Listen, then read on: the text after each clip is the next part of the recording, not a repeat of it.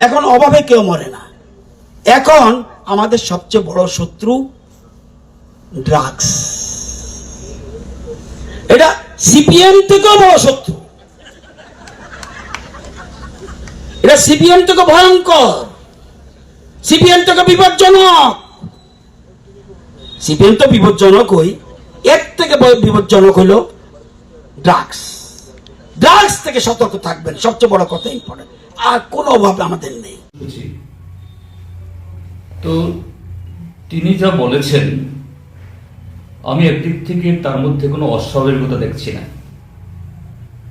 এটা একটা স্বাভাবিক বহিঃপ্রকাশ।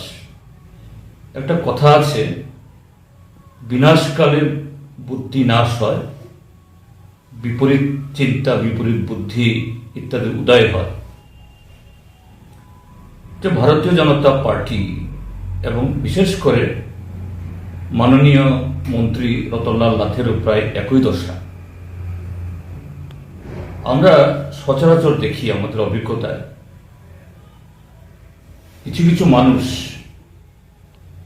তাদের জীবনোত্তীন সময়ে একদিক থেকে প্রাকৃতিকভাবে অর্থাৎ বায়োলজিক্যালি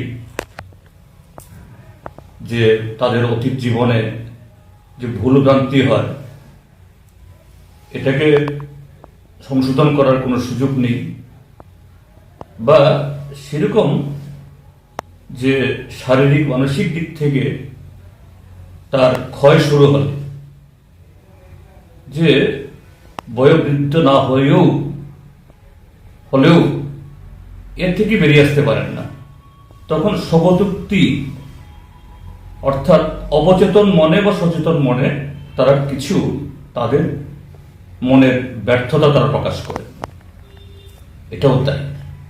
আমি সেদিক থেকে মাননীয় মন্ত্রী মহোদয়কে ধন্যবাদ জানাবো।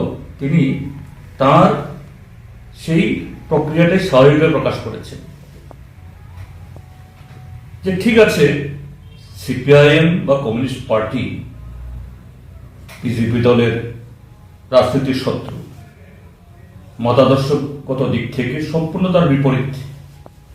সিপিএম এর তথা কমিউনিস্ট পার্টির তিনি বিরোধিতা করবেন, আর তাদের কাছে তো সরকারি কর্মসূচি বা দলীয় কর্মসূচি বা সামাজিক কর্মসূচি বা কোনো যে ধর্মীয় অনুষ্ঠান, তার ফারাকটা এরা বুঝেন না। যেখানে সেখানে তাদের বক্তব্য তারা এইভাবেই অবলেলে তারা বলেন। তো কমিউনিস্ট পার্টির চাইতে যদি ড্রাগ খারাপ হয়, হ্যাঁ ড্রাগ তো অবশ্যই, এটা তো সত্য বলেছেন। এখন এই ত্রিপুরাজ্যের মধ্যে এই ড্রাগস বা নেশাকে কি উৎসাহিত করছে?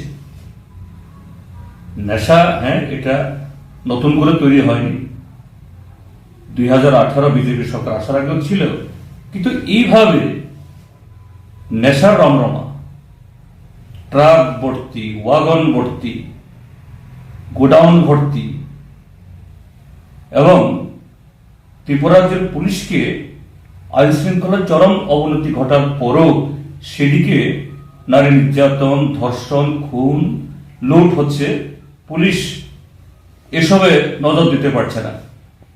প্রতিদিন দলে দলে পুলিশকে শুধু এই গাঁজা গাছ কাটতে হচ্ছে। কোন আমলে? বিজেপির সময়তে। এবং মানুষের অভিযোগ, ত্রিপুরাজ্যের কিছু মন্ত্রী এলাকাতে, এটা তিনি রতনলাল নাথ কিনা আমি জানি না, মানুষের অভিযোগ যে সেখানে এরকম যে প্রকাশ্য এই দিনের বেলা রাস্তার পাশে, এমনকি আরবান এলাকাতেও নাকি কিছু লোক গাঁজা চাষ করেন এবং তারা এই মন্ত্রীদের বা নেতাদের খুবই ঘনিষ্ঠ। আমি সত্যতা যাচাই করিনি, কিন্তু মানুষ বলছেন এটা সম্ভব। আমার মনে হয় এই সমস্ত কিছুতে মাননীয় মন্ত্রী মহোদয় রতনবাবু তিনি অনুশোচনায় ভুগছেন। কাজেই এটা এইভাবে বহিঃপ্রকাশ করে পরোক্ষে শত্রুর বিরুদ্ধে কথা না বললে তো হয় না, রাজনৈতিক শত্রু, কাজেই নিজেদের যে ব্যর্থতা, কলঙ্ক এবং বিনাশের পথ থেকে যে বেরিয়ে আসতে পারছে না, তারই বহিঃপ্রকাশ। এই জন্যই বলছি এটা অস্বাভাবিক না, এটা অত্যন্ত স্বাভাবিক যে বিনাশকালে যখন আর কিছুই করার থাকে না, তখন এরকম ভাবে স্বভাবতী অসহায়তা প্রকাশ করা ছাড়া উপায় নেই। এটা দলীয় অনুষ্ঠানই হোক বা সরকার অনুষ্ঠান করতে হচ্ছে, তিনি এটা করেছেন, এটা অন্য কিছু নয়।